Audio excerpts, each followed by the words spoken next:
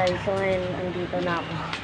Naka-ano na ko guys, nakadating. So, nandito na tayo sa tindahan. At ngayon mag-unbox na tayo ng ating parcel na matagal natin hinihintay. So, ito siya guys. So, lagyan.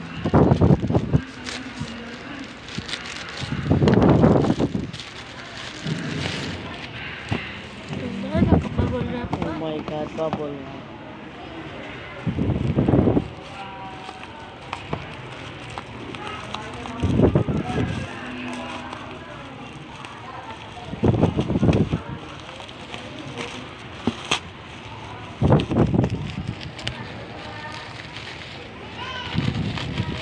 Hindi natin mabuksan, dali-dali guys.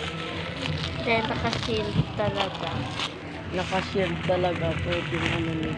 Wow! Thank you sa seller. Very safe yung aking parcel.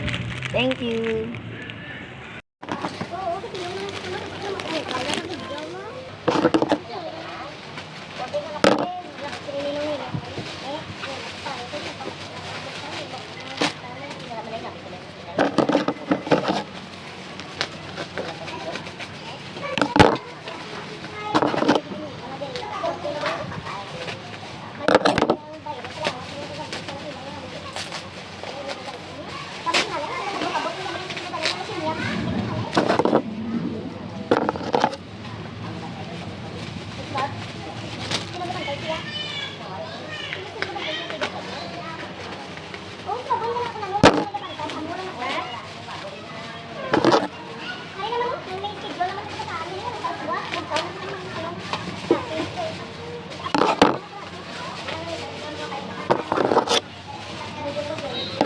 Mga guys.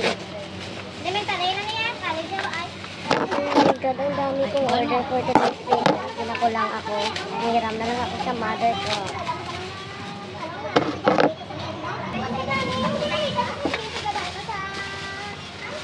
Oh my God, nakabak pa.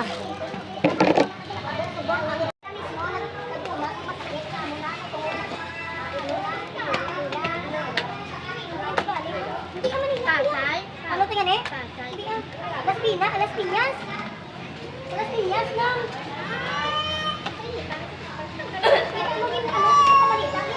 Oh my God. Wow, ang dami. Thank you. Oh my God. Thank you. So guys, dito na magtatapos yung video natin. At ngayon, may isasabihin ako sa inyo.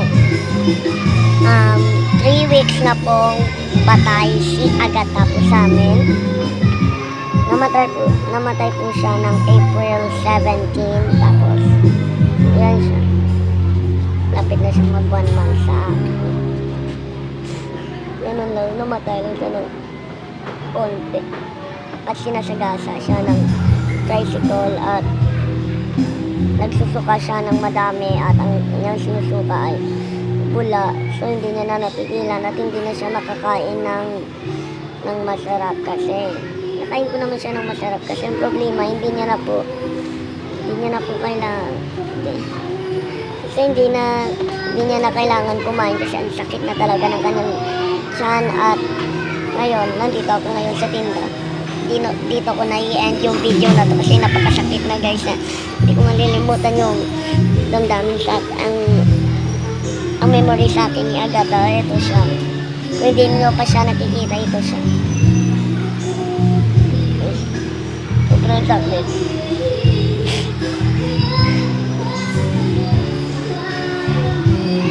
Ito guys, ayan na. Sobrang emotional yung video natin ngayon. At ayan na, so dito na magla-like and subscribe tayo. Like and subscribe.